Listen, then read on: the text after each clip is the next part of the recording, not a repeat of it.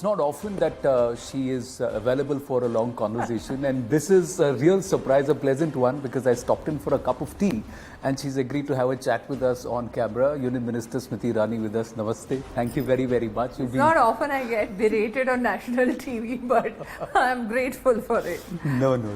But let me ask you, you've also been up and about. Prime Minister Narendra Modi is taking India's cause to the world, and you have been looking at and traveling into Jammu and Kashmir, Ladakh and all these regions, trying to see if work is actually happening on ground, especially women and child development. That's up your domain. So how's your trip? Let's start from there. I had a very, very delightful experience in Budgam, Jammu Kashmir and Magam.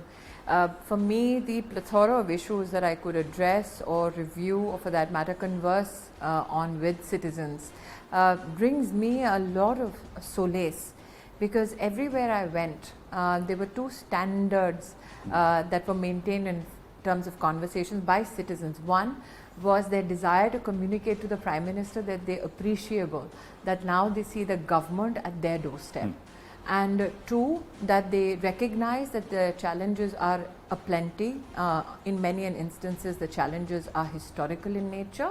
However, they are cognizant of the fact that the Prime Minister is particularly dedicated to finding solutions. I think as a political worker, let alone an administrator, that brings you a lot of peace, because given the fact that citizens have faced areas in our history or chapters in our history where they were totally disconnected from administration, today for them to recognize and converse on these methodologies brings me a lot of hope. Hope especially because the Prime Minister speaks about cooperative federalism, but I also saw a glimpse of cooperative administration, where the people today want to work together with the Prime Minister to bring change. So is there also, would you say, especially interaction with women, children, there is a rejection of terrorism, there is a rejection of... I think there is an acceptance of not only peace, there is an acceptance not only of the agenda of development, there's also an acceptance that yes, we can build a better India. True. And the story of Better India is something that Prime Minister is taking to the US. There is a lot that's happening, especially with trade push. And I'll focus on the business and the economic aspect of it, because as textiles minister you were pushing for a lot in technical textiles, and we saw the the production linked incentive scheme being announced with Piyush Goyal ji in charge, but it all started under you. So do you think we now have a much more stronger story to take to the world to try and come and invest? I think the world was desirous of an ecosystem where ease of doing business and ease of living get equal priority. This is what the Prime Minister has done. Many economies have been in the race to improve their rankings in the ease of doing business. The Prime Minister brings that amount of balance in the discourse by saying that are we looking at structurally an administration that only looks at building infrastructure, or we are dedicating ourselves to building better living opportunities for our systems and for our citizens. So I think that when you go overseas, and in my conversations with my counterpart in the Ministry of External Affairs, I was delighted when I shared the achievements of women related subjects on international forums. We received amazing responses from our colleagues internationally. The fact that we've had 440 million unbanked citizens now party to financial services through Jan Dhan Yojana is a mammoth task, not achieved in 70 years, but managed in the past 5 years, because there's been a dedicated effort to ensure that people are financially now engaged with the Indian Treasury. Similarly, the transference of 30,000 crores to 22 crore female bank accounts again is something that is spoken of with much regard internationally. It is unheard of that 800 million people will receive free ration for 14 months. No other economy in the world has done that. No other economy in the world has witnessed the vaccine turnaround that India has. No other economy in the world has developed a whole PPE market in lockdown in just 60 days. So India has achieved the impossible. India is so busy achieving it that many don't talk about it. Some try to debate it. some tried to deliberate as to how to do better about it, but we are glad at least that now the dedicated focus in terms of conversations have been these issues of development. But somewhere, don't you also get the sense that there are portions or governments in the world or entities which don't believe? We can't believe that you can do it. Now look at what you've done with vaccination. When the pandemic hit the Indian shores, one of the conversations across the world was, given the mammoth population that we have, how will we ensure food security? How will we ensure vaccine security? How will we ensure that our medical systems can bear the brunt of it? It is to complement not only the leadership of the Prime Minister, but also I think the dedication with which citizens of our country engaged with governments across the nation, be it administrations at the district, be it state governments. The Prime Minister said that this is a pandemic that we all need to work together to confront.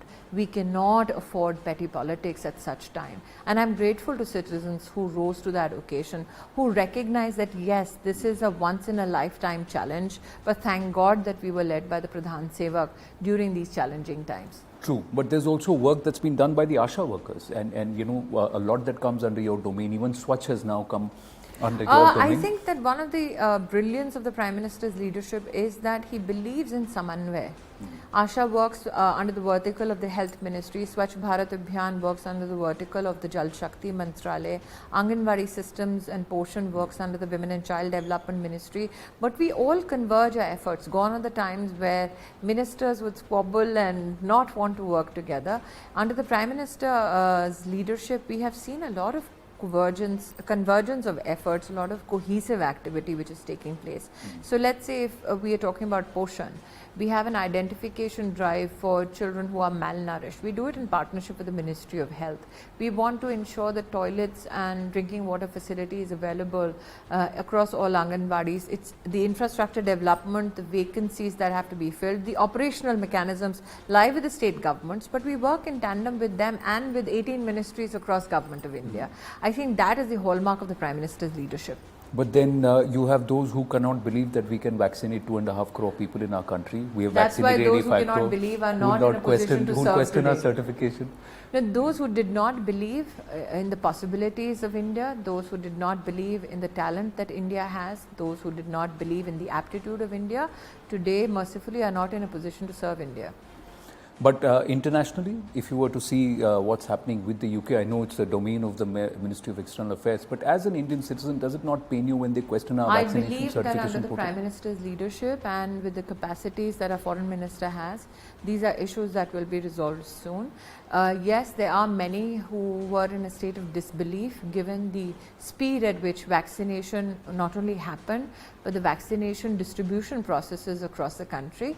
I think that if you look at the detail to which there has been administration partnership to ensure that not only manufacturing is looked at, not only is our testing lab facility scaled up, but also the last mile delivery. We see the numbers, but the task behind it has been mammoth. One of the aspects is Prime Minister makes it sound easy. Yeah, it is mammoth, and I think nations across the world will have to understand our story as to what we have been able to achieve because they can't do it themselves. What I believe as an Indian, and I'm not speaking as a minister now, what I take pride in is that Indians are not out there to prove a point to somebody, to show somebody in poorer light. Indians in these circumstances, which have been quite a challenge for every family across our country, say that we know that we are capable of delivering these solutions, and we came together. I mean, I remember the PPE process. There was not an Indian soul who turned their back to the effort. And we decided collectively, there was no segregation that ek mantri hai, ya there's an officer, there's an industry partner, or there's a worker who sits there in a pandemic, in a shutdown, walking to a manufacturing facility, stitching up the entire PPE thing together, knowing that their own health is going to be challenged due to the exposure. They did that when the pandemic was new to our country, and those are the sacrifices and partnerships that at least I, in my experience as an administrator, will never forget. We never stepped out to prove somebody in a poorer light. I think given the heritage and the civilizational culture that we have, the Prime Minister's program of Vaccine Maitri for 160 countries, it was a feather in the cap of India, because for us, we found solutions not only for our citizens but for the world at large. True, and you're working on, as you're working at gender budgeting, gender justice, there are states which are passing legislation to recognize child marriages. So there is a certain level of I think that the Honorable there. Supreme Court of India has looked at making sure that the Karnataka model that looks at child marriages and from a perspective of ab initio, that they are illegal to begin with, is a model I hope that everybody aspires to embrace. This is an active issue right now legally, hence suffice to say it would not be proper for me to go into a larger explanation, given that the National Commission for Protection of Child Rights is actively considering taking a particular position on this issue. But I think that every Indian today, including leadership, irrespective of political ideology, will recognize that there is no girl in this country who under tremendous pressure can get up and go into a system, declare her own marriage illegal without active support of community and administration. So like I said, I will restrain my comments on it, but I think that in an effort to build a stronger nation in the next 25 years, as we aspire to celebrate 100 years of our independence, we cannot afford the women's issues to be pulled back for political considerations. My penultimate question is what's happening in Kerala, where you had a bishop coming out and raise this issue of women being influenced with drugs. And now it's Chief Minister coming out and saying there's no such thing like that. I think the challenges of illegal drugs, its consumption and its impact on health, not only physical but also emotional and mental, are challenges that society needs to recognize. These are challenges that administration is trying to confront, given that law and order is a state subject. To brush it under the carpet and say that no such challenge exists is to do a great disservice to a community cause. In the pandemic, we started an effort in collaboration with NIMHANS, which is an institute of national importance under the aegis of the Ministry of Health, where we in fact requested them to collaborate with all childcare institutions across the country and also provide mental health services for duty holders, because this has been quite a challenge even for duty holders. I can today share with you that over 1 lakh duty holders in the past 1 year have been trained, which means that there is a consumption capacity today for these subjects amongst our citizenry, and it would behove us well if we can in fact dedicate ourselves to that service than deny the existence of such challenges for political considerations. True. And my final question, Prime Minister Narendra Modi is on the cusp of completing 20 years in governance.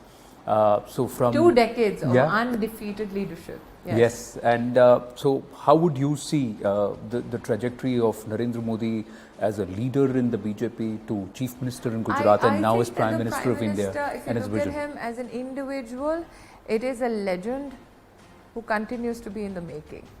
Because the minute you would say that the Prime Minister should rest on his laurels, you do not then recognize the true potential of Narendra Modi. As a party worker, what he brings to the table every day in conversations is a recognition that Sangathan is above an individual. And as a Pradhan Sevak, what he brings to the table in terms of his work experience is that always put your nation first. Smriti ji, always a pleasure speaking with you, and thank you for doing this at such short notice. This is a pleasant surprise. Good to speak to you. Thank you. Thank you.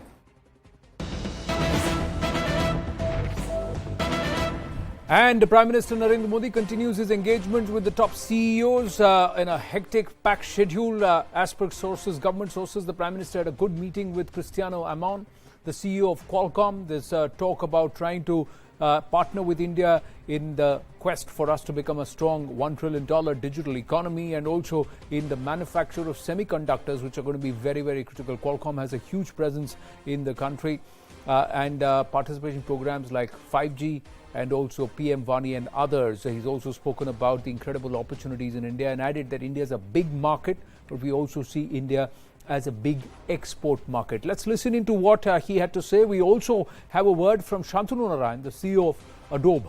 He also met the Prime Minister. It's a great meeting. We're so proud of our partnership.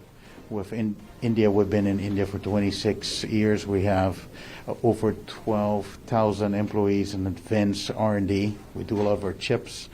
India with a lot of the software, and we talk about many things that are very relevant, I think, to what we think about the future of technology. We talk about the 5G and acceleration of 5G. We talk about semiconductors, which is kind of an important, I think, topic of conversation. And we talk about the opportunity to continue to build an incredible mobile ecosystem that it is developing in India. Very pleased with the conversations, and we're very, very happy. Well, it's always such a pleasure to meet the Prime Minister and hear about his vision for how he wants to expand India. Among the key topics that we talked about was, continued investment in innovation, because he certainly believes that technology is the way to help move things forward. Specifically, we talked about artificial intelligence and what might happen with artificial intelligence. We talked about creativity, the importance of creativity, and how media, the ever-changing nature of media. We talked about online and the importance of startups. And in addition to that, we just talked about how, companies like Adobe can do more in India.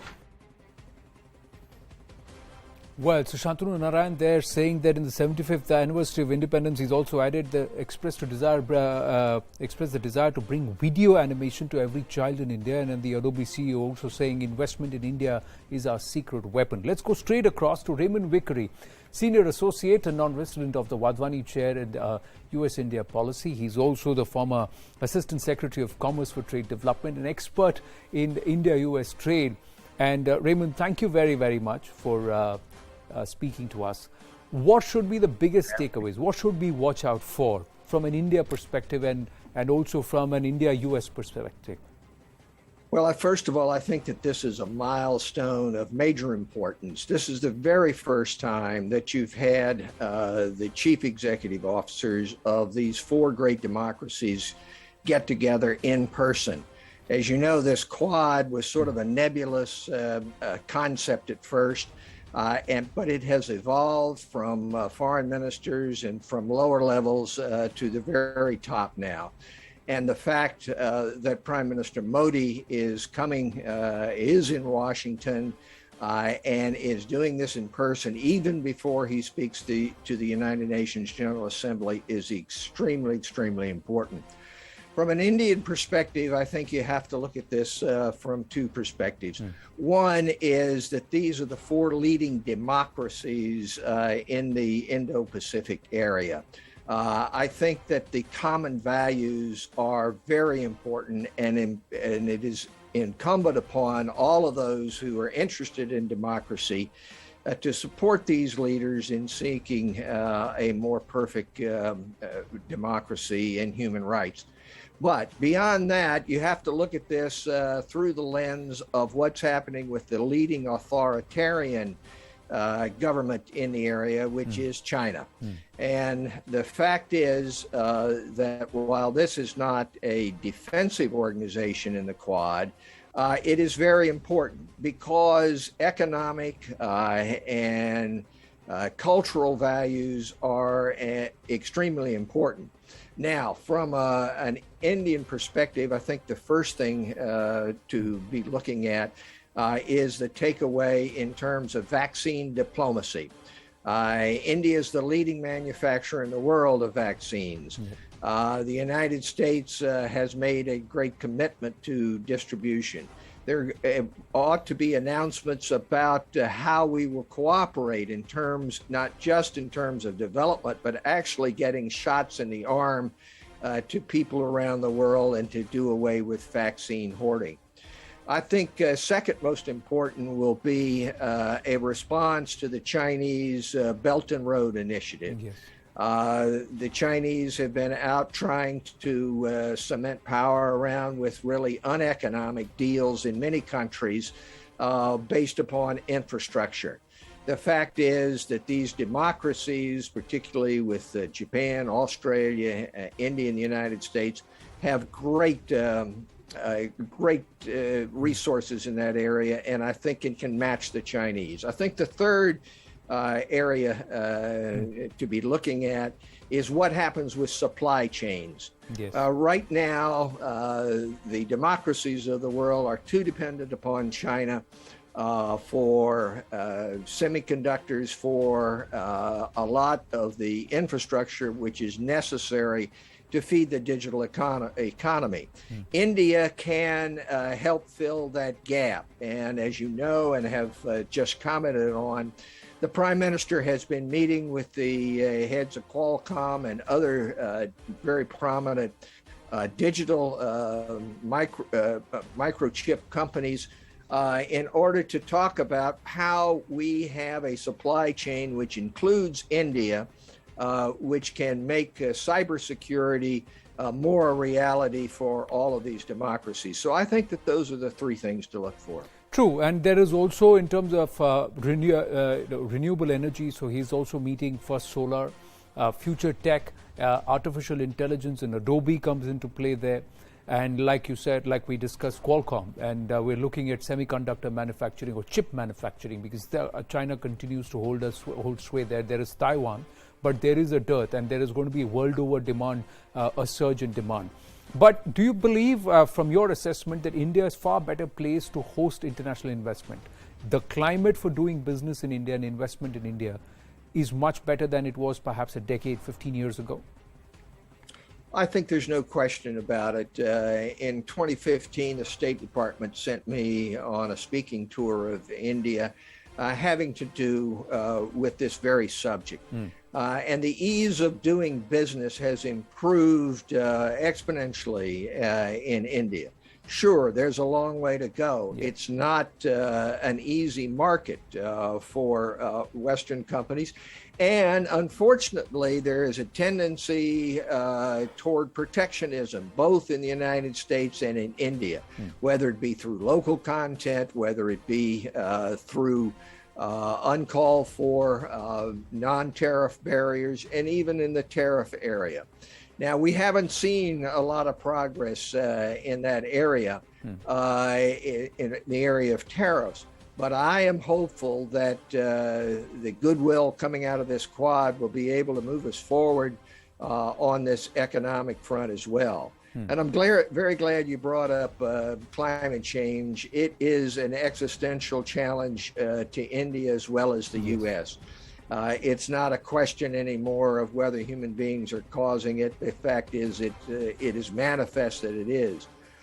This meeting will not deal directly, in my view, substantially with climate change, but it'll be a great precursor to cooperation in the meeting of the Congress of the Parties, which will take place in Scotland later this year. And I think there'll be progress in that area as well. Well, India has got a very ambitious target. We've got 10% of our energy consumption, which is green. And by 2025, we want to increase it to 25% and also really invest in renewable energy in terms of solar, wind, and of course through water. Now, we'll have to see how we are able to do that. At this point, it's a series of engagements. My time with you is limited today, Raymond Vickery. But Ray, I request you to spare some time over the course of tomorrow and day after so that we can take this conversation forward once these meetings are over and when we get a little better assessment of what's being discussed and what's now being offered on the table. Thank you very, very much for speaking with us this evening. Thank you. I appreciate it. Thank you. A quick check, ladies and gentlemen, before we wind up on what's the ups and downs in terms of the challenges and the opportunities that we have. So let's first look at the opportunities. The target is a $500 billion annual trade. That's the target between India-US trade equations. The demand is for India to be this world's second largest within the next 10 years. India's rise on ease of doing business index, big business reforms, and it's not just looking at the table per se, but on ground in terms of providing and making it manifest. Global discontent against Beijing's business shift to India, and of course the land and labor reforms and a spurt in skilled manpower in India. So these are our strong points. Which are the critical issues? There are some areas which are sticky issues. So let's look at the friction points. Tariff, non-tariff barriers to check market onslaught. This is something which Raymond was just talking about too. Make in India seen by USA as trade restrictive and protectionist. The interpretation of Make in India. And India's digital tax on foreign e-commerce firms is again a sticky issue. High US-India trade deficit, US $10.19 billion. That was the trade deficit in 2021-2022. And India has been removed from GSP, that's the Generalized System of Preferences program. So these are some of the areas where we need to do a little bit of work in terms of our equations with the Biden administration. What comes of it, we will keep close tabs on that. For the moment, winding up this edition. Stay with us.